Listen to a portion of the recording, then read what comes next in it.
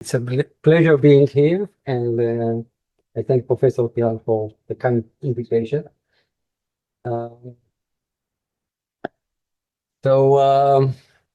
okay, the neural networks revolution started some time ago, and for a long time I didn't do anything about it because I'm a mathematician, applied mathematician, but a mathematician, and it's a great technology. Okay, it's a great technology, but it's not a science. It's still not a science today, but I didn't have anything intelligent to say about it. So, I stay aside, I looked at it, and most of the lectures at the first 5 years, at least in computer vision, were, this is the problem. Now I show you the network. There are 50 layers of that, 10 layers of that, and this is the result. Nothing to say about it. So, and little by little, I started to look at some stuff and try to find a niche where I can say something.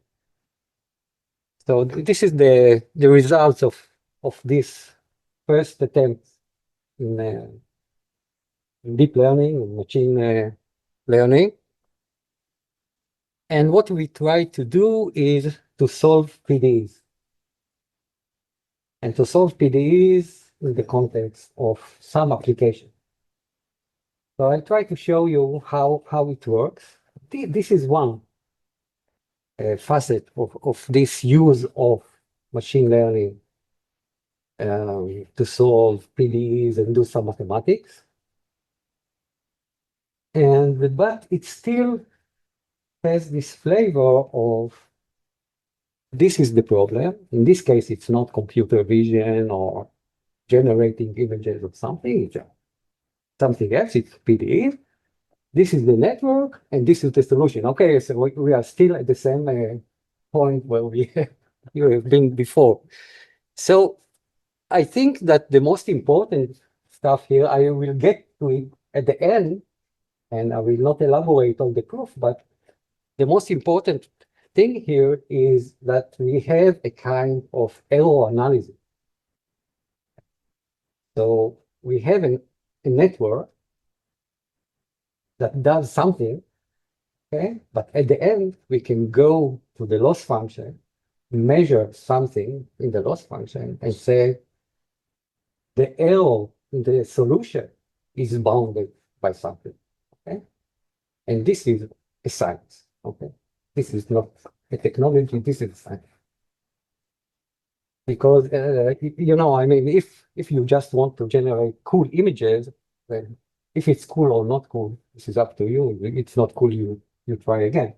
But if you want to build a bridge and you get a result from neural network, it better holds, right? And if you have no measure, if it's good or not good, then you cannot use it.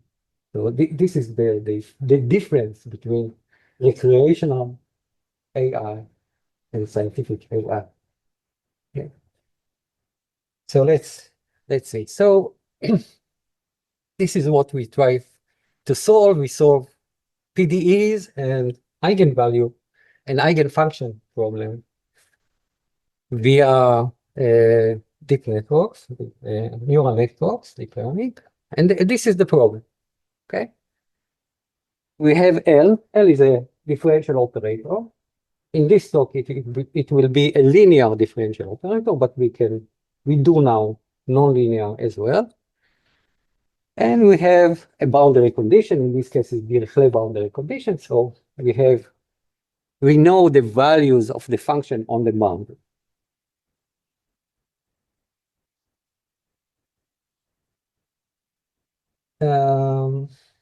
And traditionally, this is scientific computation, and there are many ways to solve it.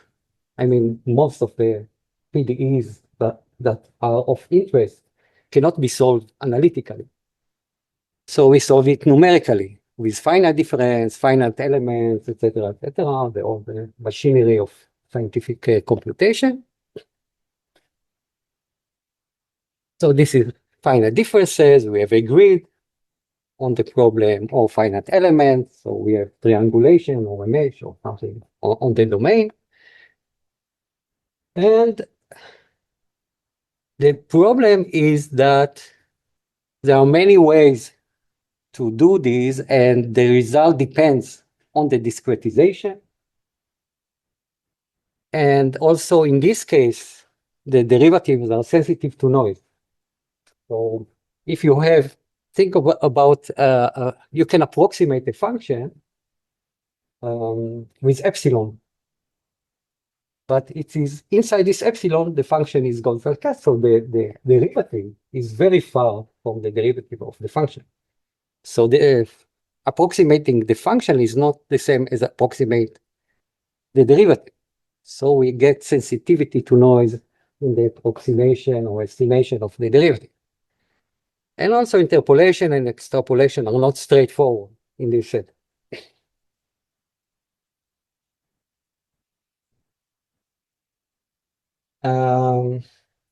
Maybe another thing that we should say that in many cases, the shape or the form of the domain is also very important.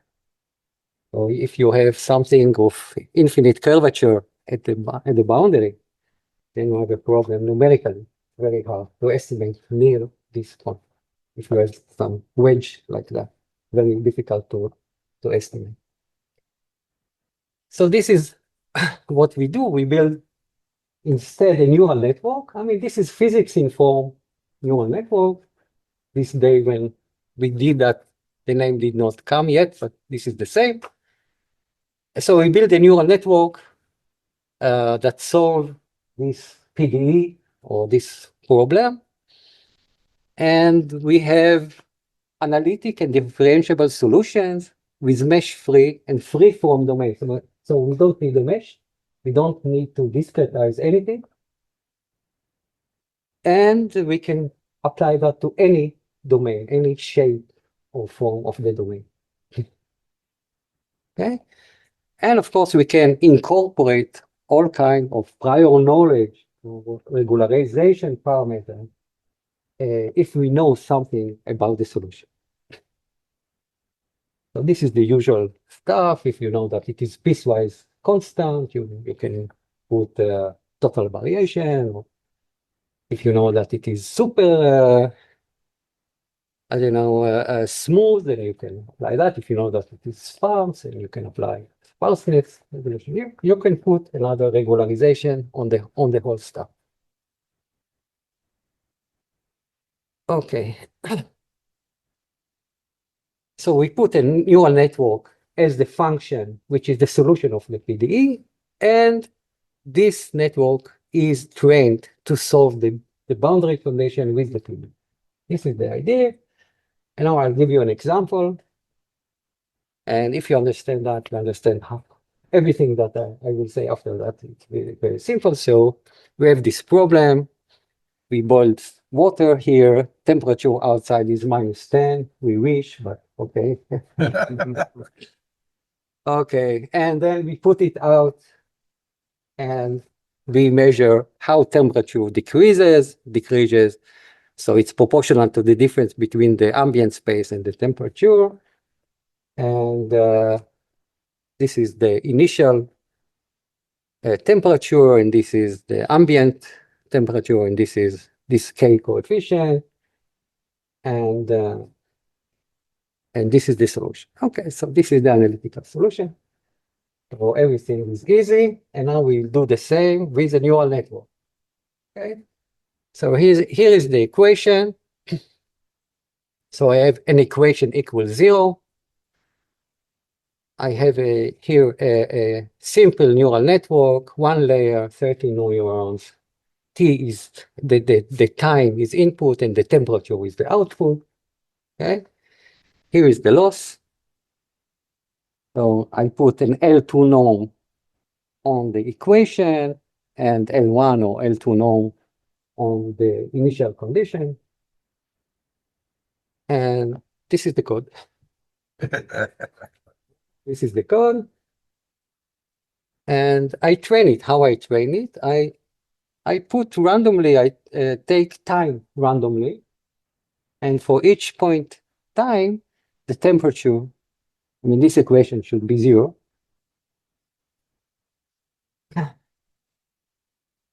And here you see, so this is the blue line is the analytic, and the X's are the result of this network. For an ignorant like me, can you just explain what is the L2 norm of a differential equation? The what? The L2 norm of the differential equation for a differential term. This one. That means that this will enforce that to stay close to 0. Exactly. It's just that. Because we minimize the loss, so you want this to be 0. Yes. So you want an L2 norm so that it will. Yeah, and T is the network. Yeah. So the network should. T is the network. T is the network. So you see, this is the result of the network. And if this is 0, then T solves exactly this. Okay. I get it. Question. Okay. Nice. And this is not a norm. This is just usual because these are all scalar. It's a measure. Okay, so this is in general the kind of network that we use in the physics inform, I mean, to solve PDEs. So we have here input, which is coordinate on the domain, and the output is the function. And this function should obey the PDE or whatever physical constraints, I mean, the constraint from physics that we apply here.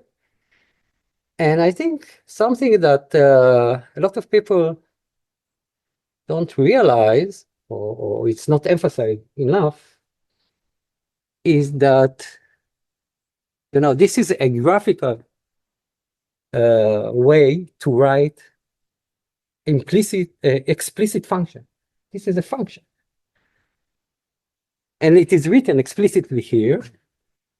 And it is continuous. I mean, depending on the activation function, we take here tangent hyperbolic tangent because we want it to be smooth and we can differentiate it. So in this case, this network, the result here, the U, is a continuous function of the input. Because a lot of time we think, okay, we put pixel inside, so it's kind of discrete. No, it's not discrete. You can always derive with respect. It's continuous with respect to the input.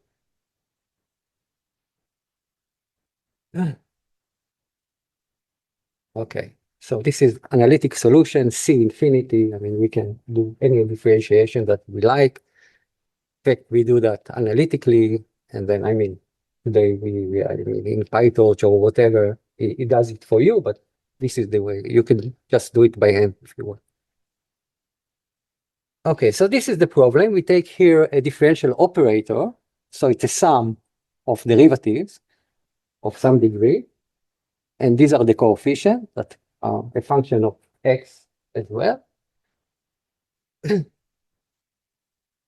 And this is a forward problem, is that the differential operator is given. So these coefficients, A of alpha x, are given. And what we solve for is U of x. We don't know U of x. This is the usual forward problem. And the loss function that we use, so this is the equation. So LU equal, we've seen that before. And we just take the equation and put it here. Okay? So this is the L2 norm. This is just the norm square. And we add this infinite norm here. So this is something new. I mean, now it's not new, but at that time it was new. And not many people still do that. And this is min-max problem. So we want to see where the error is maximum and to minimize it. So because this is normally minimize the mean, L1 minimize the median, and this minimize the maximum. And the infinity norm minimize the maximum.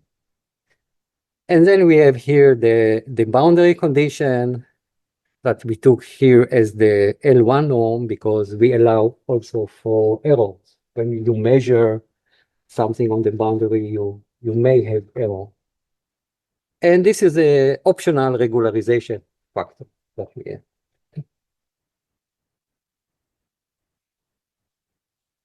Okay. So this is the loss function. And this is how we do the training. Okay? Because usually we think about machine learning, we think about database. Here we have infinite database. All the points in the domain are data. Okay, this is the data.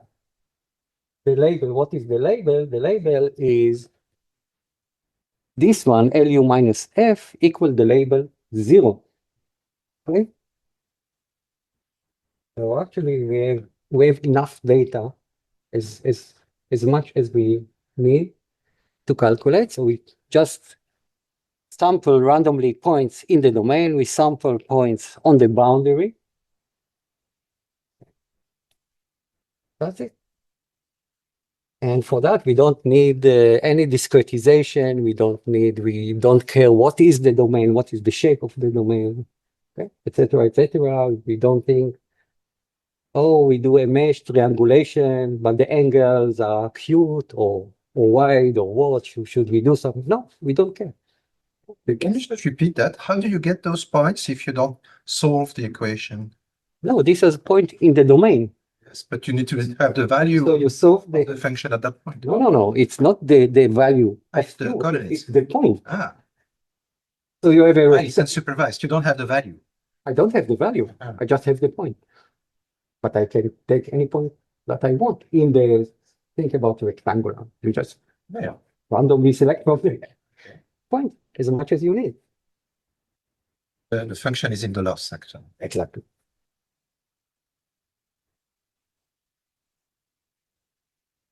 Okay, so now I'll describe how we use it for the EIT, electrical impedance tomography, but only for the forward. If you want later, I will point how to do the inverse problem here. So basically we measure, so we have electrodes around the chest or whatever, and then we have a current through these electrodes to the body, and we measure the voltage that comes out. And inside the body, each tissue has a different electrical potential, or it has impedance, the electrical conductivity density. This sigma of X, it depends on the biological tissues. Okay? But we measure the current that we put in. This is we control, we know, and we measure the potential, so the voltage. This is what. So the real problem is we have only information on the boundary of U and sigma, and we have to find sigma of X. This is the real problem. We have to find both U and sigma. And it is impossible to do if you just have one U, but you can have different patterns of currents, and for each pattern you measure the voltage, and if you have enough U, so you have UI for each electrical current that you put in, then you can do both. But here I start from the beginning. I mean, very simple problem. Suppose that you know sigma of X, and you know the electricity that you put here, what will be the U? And this is a toy model. I mean, not very practical, but just to see that it works.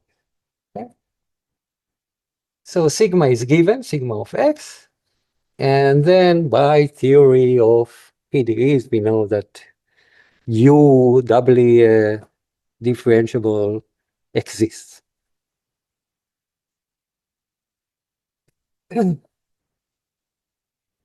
So this is what I say. Assume that the conductivity is known, simulate the measurement by FEM solver, and find the solution U in the whole domain. So I will explain, okay?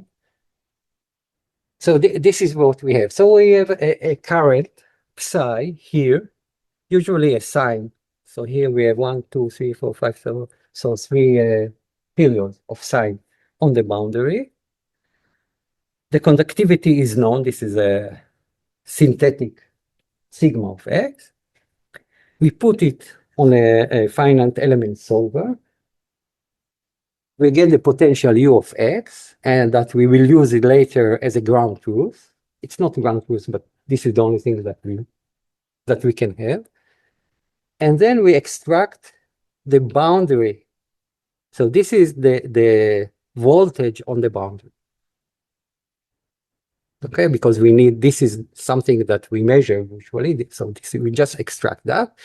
And now we close our eyes. We don't know the solution, this one, and we try to apply neural network to find the solution. And then we will compare to that to see how good. This is the process. So we use psi1 is 1 period of sine. This is 2 periods, psi2. And this is one type of impedance, sigma 1, and this is a second type, 2 phantom, synthetic phantom. Okay, so I'll explain that, what we do. So we have Li, this is div of sigma grad U at the point x. So we have the sum over all these points from the domain. This is the L2 part. Here we have the L infinity, a relaxed form of L infinity. So we have from all these points, so in each batch, we choose the top K point. Top K, I mean the top K where LK is maximum. So this is maximal error. Okay, so at each iteration, we update the weights such that this will go down. Okay. And then we have this boundary condition here. This is XB. These are the red point here. And this is just weight decay, usual weight decay for the network. Okay, and these are the details. So you see this is 4 layers, each one 3 with 26 neurons, the last one with 10. The activation function is tangents hyperbolic, Adam optimization, 12 minutes on a CPU. That was, I think, 6 years ago. Yes. On the laptop. It's not, I am not going to compete with Google or with anybody. I'm just running it low. 80,000 points in the domain, 1200 in the boundary. These are the parameters. And this is the kind of result that we have. So this is the ground truth for, so this is psi1 sigma 1. This is the ground truth for both for the function and the derivative. Actually, it's very important to get the derivative right for the inverse form. So this is just, we just checked if we can get the derivative correctly. And this is the neural networks, and these are the relative error.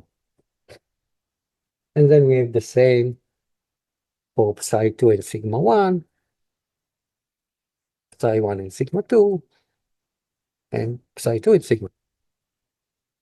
So you see that it's, MSE 10 to minus 9, 10 to minus 5, etc., etc. It's not bad.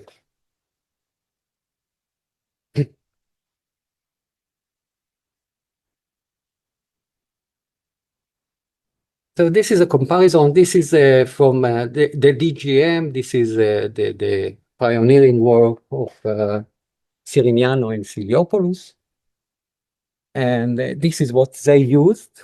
So it's the same, basically. I mean, we did it almost at the same time, a little bit later, but we added, you see, they don't have the L infinity line.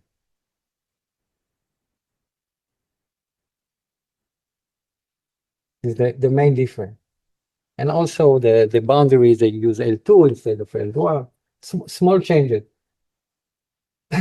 But you see, when you run this on this synthetic phantom, so you see this is without the L infinity norm. So this is just this one, and this is our loss, and you can see the difference.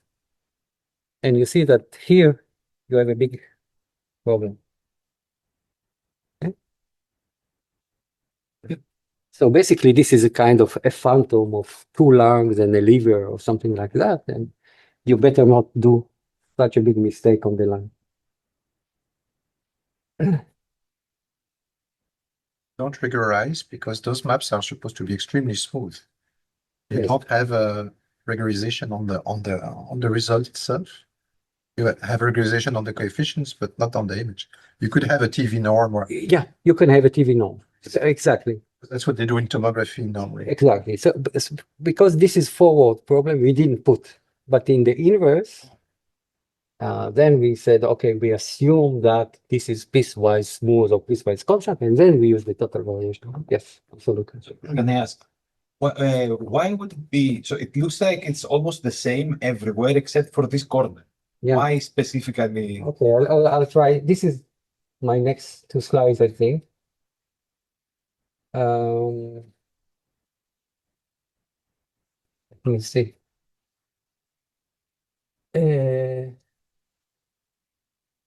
So this is we call that weak and strong solution because it's really the difference between adding this L infinity norm and not, because you know at the L2 norm you just want it. It's like an integral.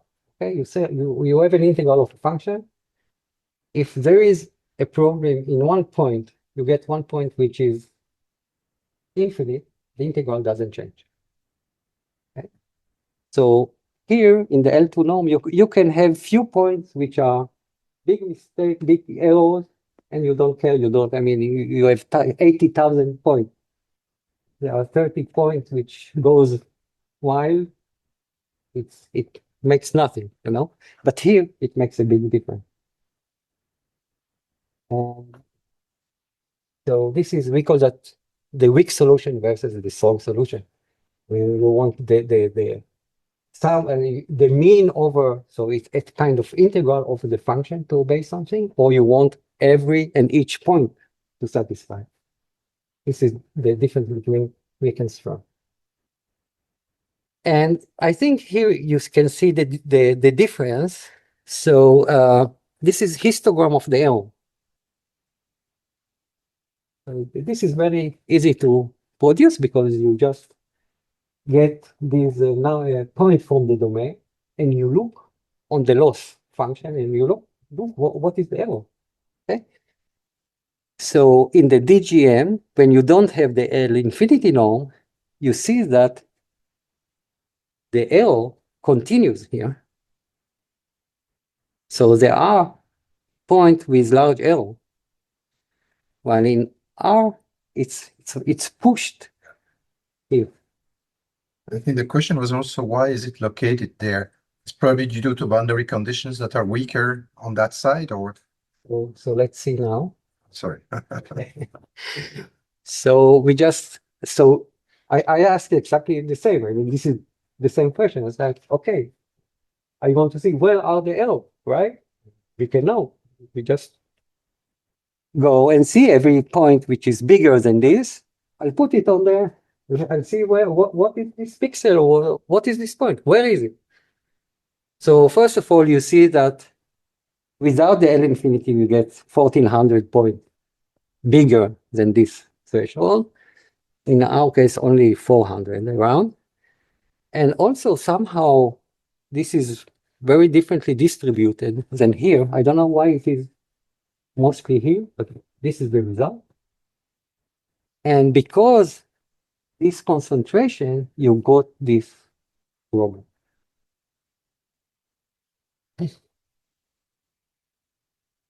Okay,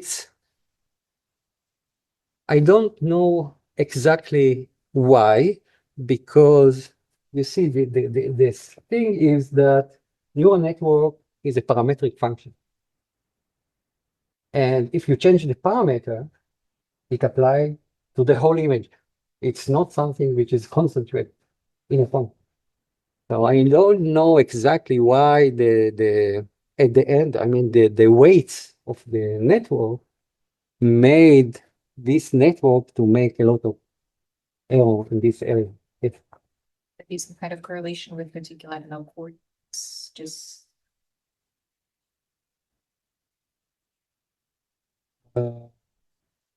Maybe, I don't know.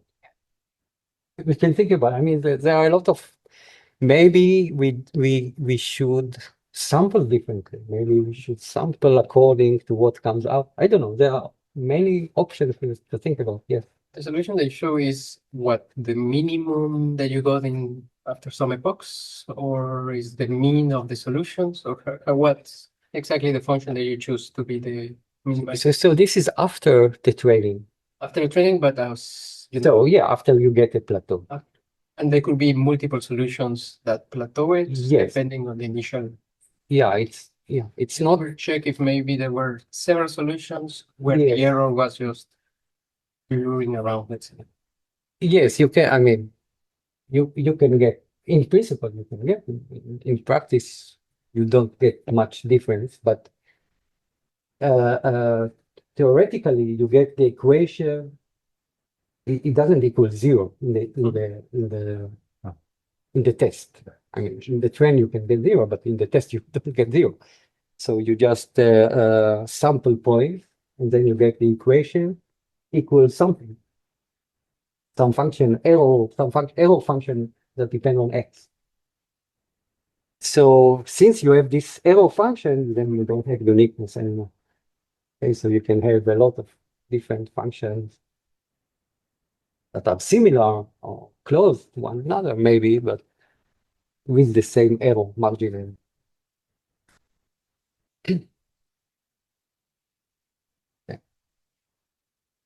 So we did some. So okay, this is sensitivity to the number. Well, how many points should you sample?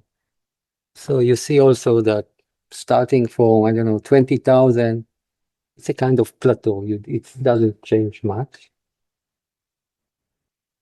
And okay, so this is one slide with two things. So one thing is that we would like to do the same with inverse problem. So for the inverse problem, which is not yet the full tomography situation, then we assume that U of X is known, but sigma of X is unknown.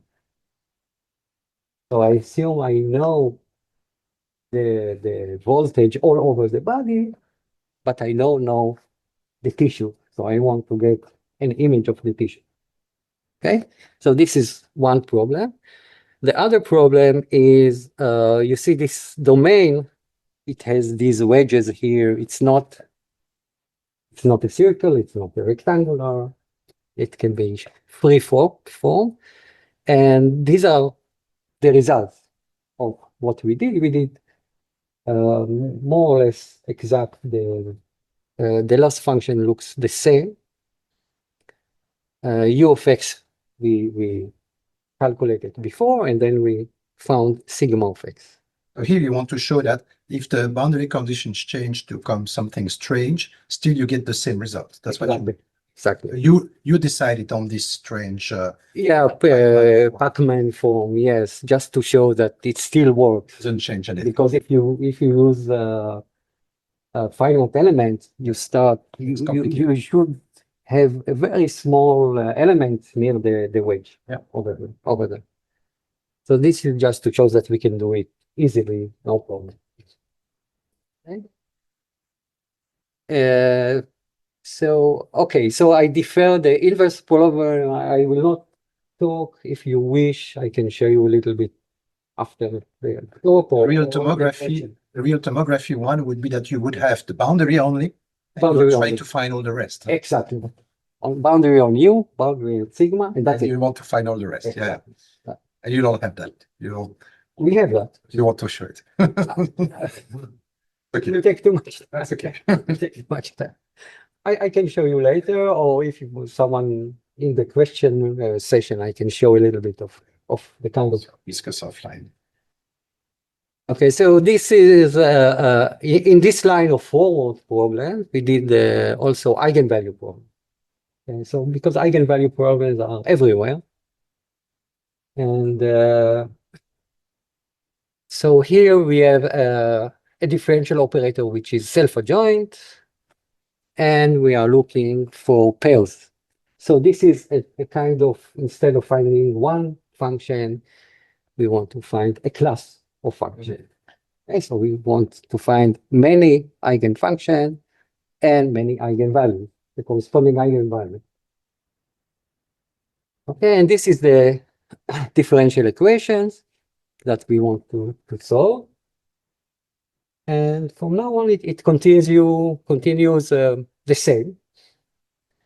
So this is the most simple example. So now here we assume that we know what is the eigenvalue. So we have the operator, and we would like to find the eigenfunction. Okay, so we have, this is the differential equation, this is the L2 fidelity, the min max, L infinity fidelity, boundary condition.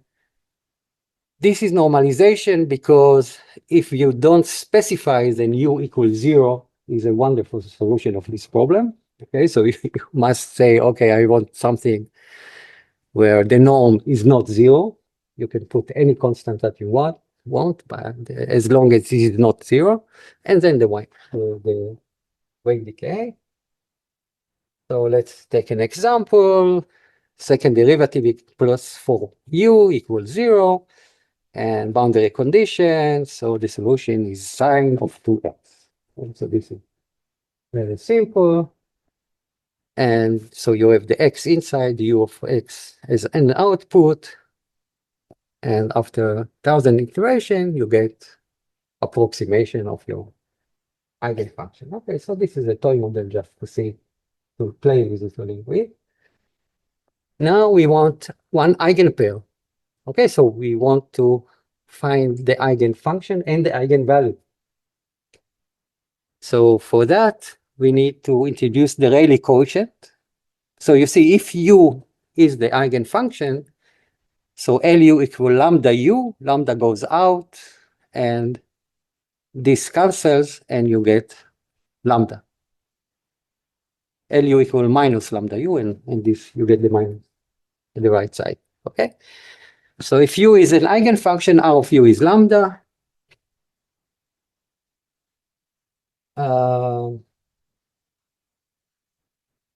This is a little calculation to show that the singular point of R of u is actually the eigenfunction. So now we go to a kind of, this is already nonlinear operator. So this is linear operator, but this is nonlinear already.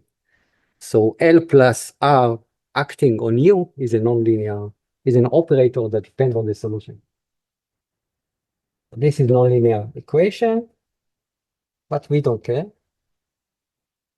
And we try to proceed as before. We have the L2 fidelity, L infinity boundary condition, normalization of the solution of the eigenfunction, and wave decay. And then we have here a term that chooses the smallest eigenvalue. Okay, because I minimize this, so I choose here the smallest possible R of u, which is the smallest possible eigenvalue. Okay, and then we do the same. So this is the equation, this is the function, I mean, this is and lambda equal k squared. So this is very simple. And we're supposed to choose the smallest k, the smallest non-zero k. So we have 1. This what should come out. Okay, and you see that you do just iteration and you get this sine function, and this is the Rayleigh quotient. So you get exactly 1.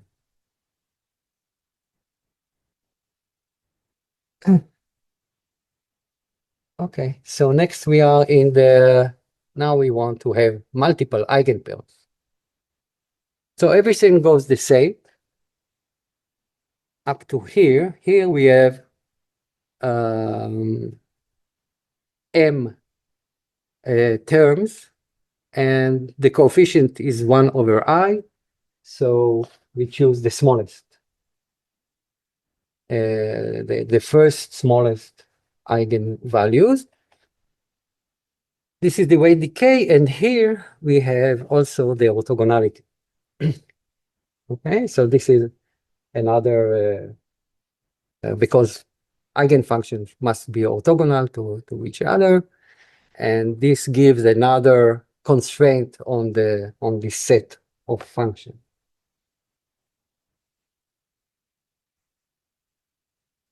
Okay, so this is all the coefficients and The fact that it's a nonlinear equation, it doesn't matter at all, no, because you just calculated. exactly.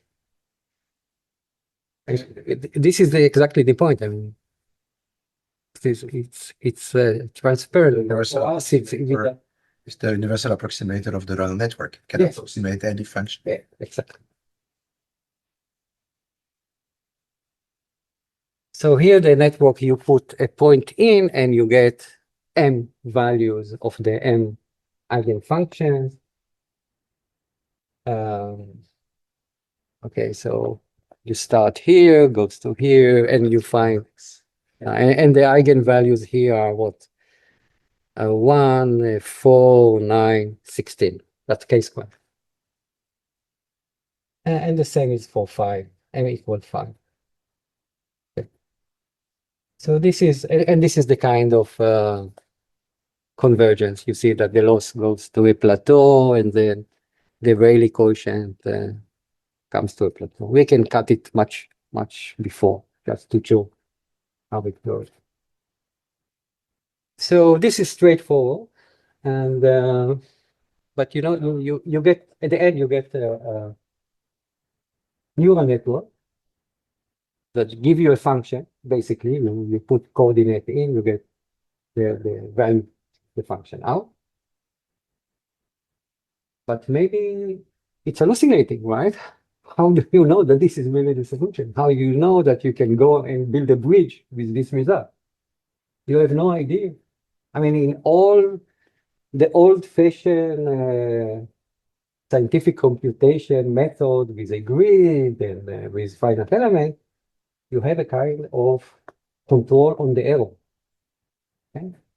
You know that if you need an error such and such, then the spacing in the grid must be smaller than something, etc., etc.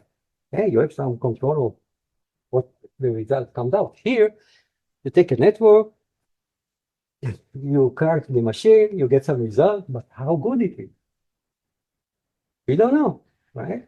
And this is the major problem here. So what we have is this situation.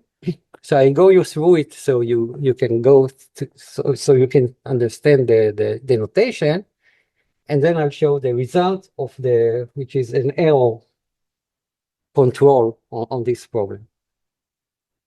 So this is a little bit different notation. So this is the equation. We have here the divergence of g of x grad u. This is sigma of x, etc. And so this is a linear operator. So the error, which is defined as the difference between u and u tilde, obey the same equation. Okay? So we have this differential operator acting on the error equals something, tau of L.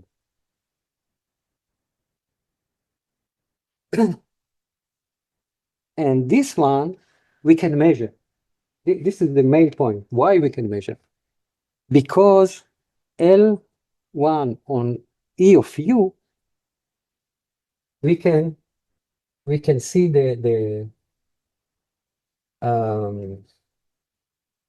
this is the first, if you wish, where is it? If you wish, okay, it's not the same equation, but you can go in the test and measure the error of this equation directly. See, put a point, come down, and you can see if it's not zero, then it's an error. So this is something that you can see. It's measurable. Okay, and then we have some assumption. We assume that G is bounded from below, it is bounded from above, the gradient is bounded from above. And okay, this is strictly elliptic. So the smallest eigenvalue is bigger than this L of B. And there is no constant here. So it obeys the condition that this constant is less or equal to zero because it is equal to zero. And then we can apply maximum principle that says that in this setup, the maximum of the error, I mean, you just applied it for this equation, the supremum of the error is given by the supremum on the boundary plus the supremum of the error of the right side. Okay, but this is zero because we use Dirichlet boundary condition.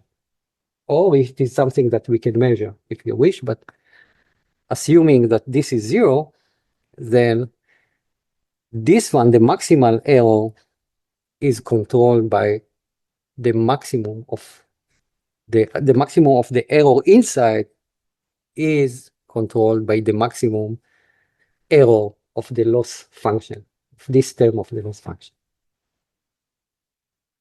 So this is, so you get that the supremum of this is bounded basically by this epsilon 0, which is the supremum of tau of L. And okay, there is this L of B that comes in and some constant that depend on the geometry, etc., etc. But basically, we see that this norm, the infinite norm of the error, goes linearly with the observation of the error. Okay, so we have some kind of control. If I have, depending on the coefficient, of course, which is not so easy to calculate sometimes, but it gives you at least a kind of asymptotic way to do things.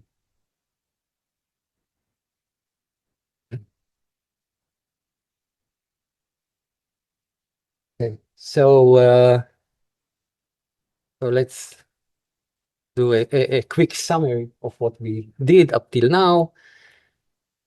So first of all, we can use neural networks, and in many cases, you know, on the laptop, you don't need huge server or whatever to calculate to solve PDEs and eigenvalue problems, which are very important in a lot of applications. It's an unsupervised, so we don't have to work hard to find labels or annotations or anything like that. And we can solve forward, inverse, and eigenvalue problems. The inverse I'll show you in private, or you just count on me that it can be done.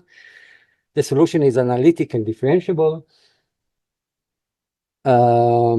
This is something that I didn't do. I mean, you can calculate the derivative of the function directly. You just use PyTorch, you say, give me the derivative and calculate the value, right? So you don't have any problem in that respect.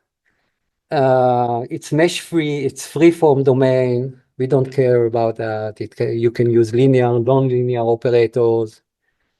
It is easily extended to multi-dimensional and non-linear problem. I will put a small Hmm. question mark on the easily.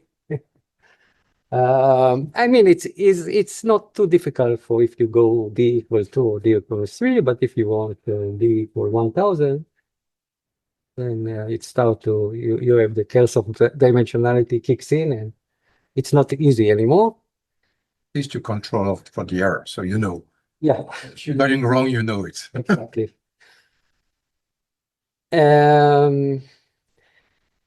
This is what I said before. The points are not necessarily uniformly sampled. Maybe someone can devise a smart way to sample better so that we get lower error.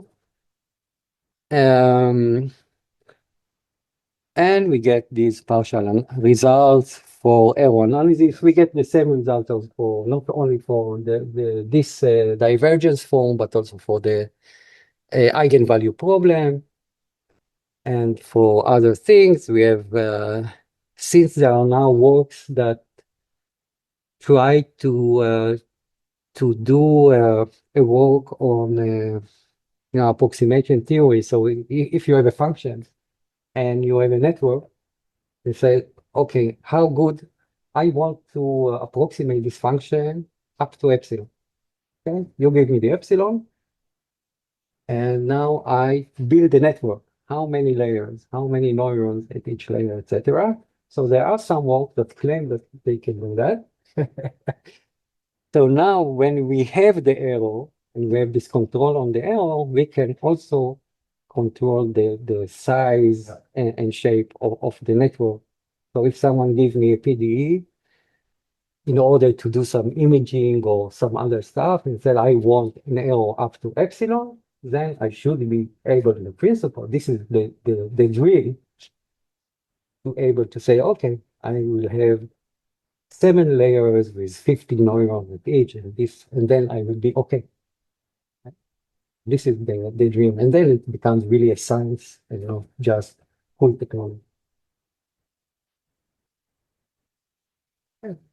Thank you very much. Thank you.